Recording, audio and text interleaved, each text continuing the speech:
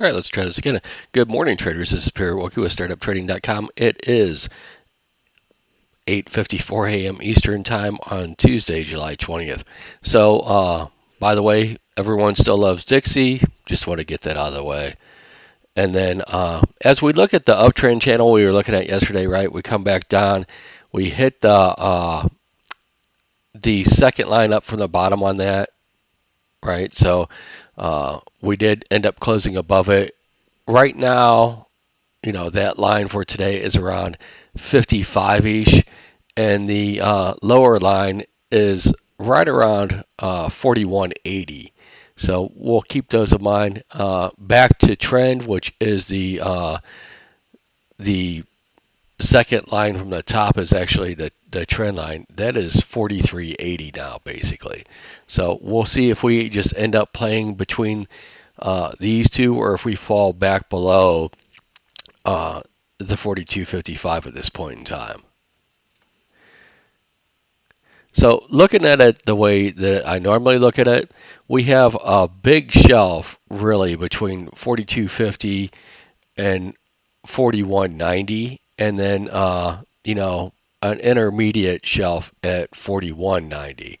So as we look to see what we're at, we have cleared basically and retested all the levels that are from the current contract, the September contract, right? And we have yesterday's point of control is 42.35, and then above there we have 43.10, which we skipped over in yesterday's trading. So that should be a magnet to be retested this week, and then we'll see if we fall short of it or are unable to go through it sometime this week. So keep that in mind. Looking at the indexes, I'm still just waiting to see what the Russell does. I don't want to chase this. It's just been in a mess for basically 6 months. And I want no part of the mess. Plus, I still think there's some issues with the reconstitution that happened at the end of last month. I'm going to keep my eye on it. If it starts responding as it should, I'll start looking at it again. I'm just starting to question its life, and we might have to really do a reset and look at it basically from July 1st on as like a rebirth of the Russell, and ignore every single thing that ever happened in life for the Russell before July 1st of this year. That is definitely a possibility for that index. Just throwing that out there. So looking at the ES, right, where we've got back up to the support resistance zone, that's 42.78 to 42.87.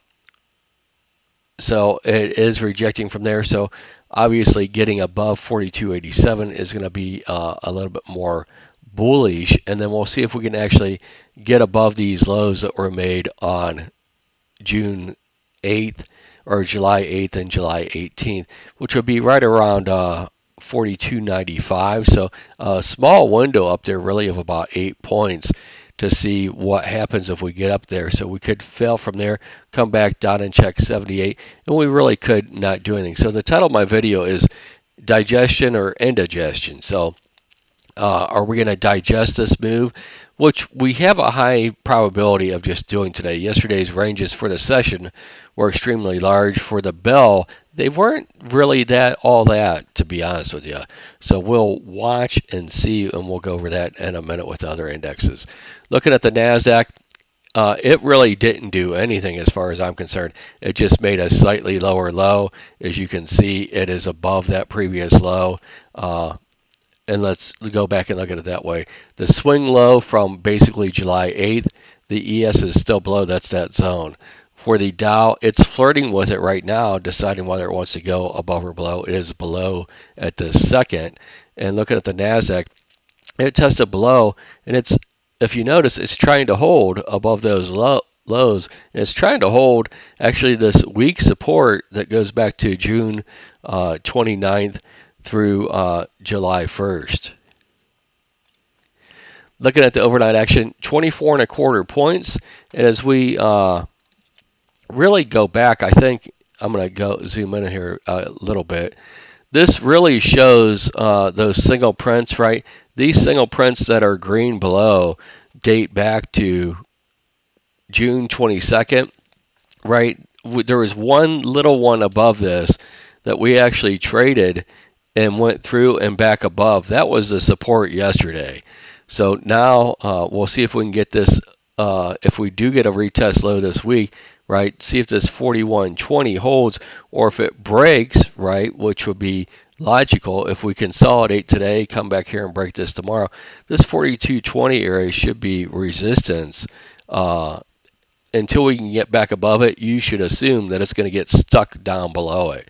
And then looking at the resistance above, I mean, it's right around that 43.22 to 43.30 area is the first resistance above. We could literally just trade, in and around this area for the rest of the week. We could actually digest this move down for the whole week. Is that likely? We'll find out soon enough. So looking at the indexes, what I have displayed on the screen for prices is anything that is on the screen right now, I think is perfectly reasonable that could trade today either to the upside or the downside. And then we'll just read the tape as we go. So yesterday on the close, as of note, the NASDAQ had some salmon run trades. I think that was mainly from IBM's reporting. But you can see overnight it's holding this area, and the NASDAQ by far was the strongest index yesterday, only down 0.5%, while the rest of them were down well over 1%. So if we look at this area, right, basically 14,575 to, let's just call it 14,600 is that area that you're watching.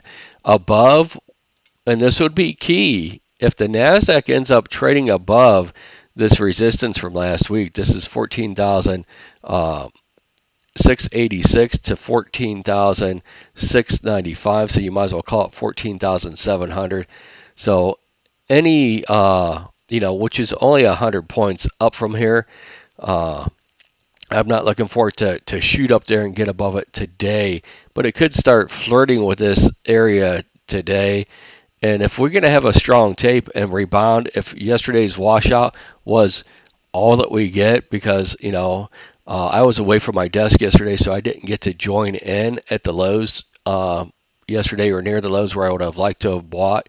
So I am flat right now on day trades, and I would like to see a retest of those lows, and then I would like to get involved to the upside after it crosses back above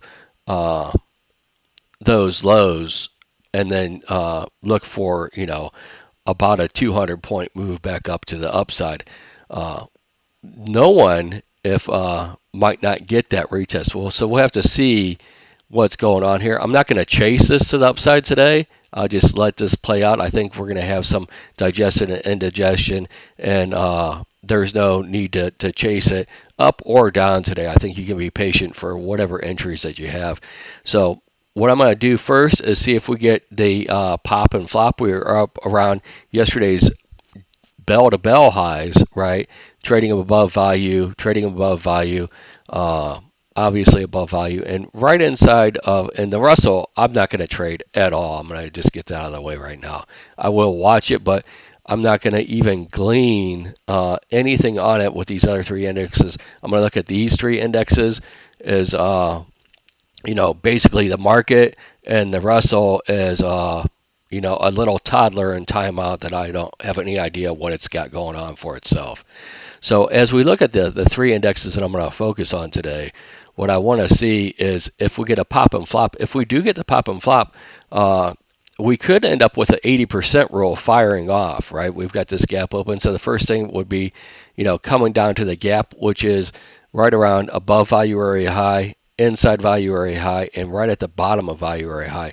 Below that, and, probably from, sometime, after 1045 on, we could end up with getting an 80% roll.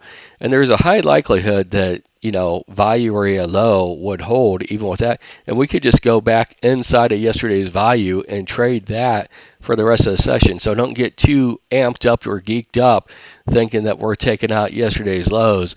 If we start turning right on these indexes, we might just sit here and screw around and build another day's value right around where we did today. And that's what I mean by digestion or indigestion. You guys have a great day, and I'll talk to you tomorrow.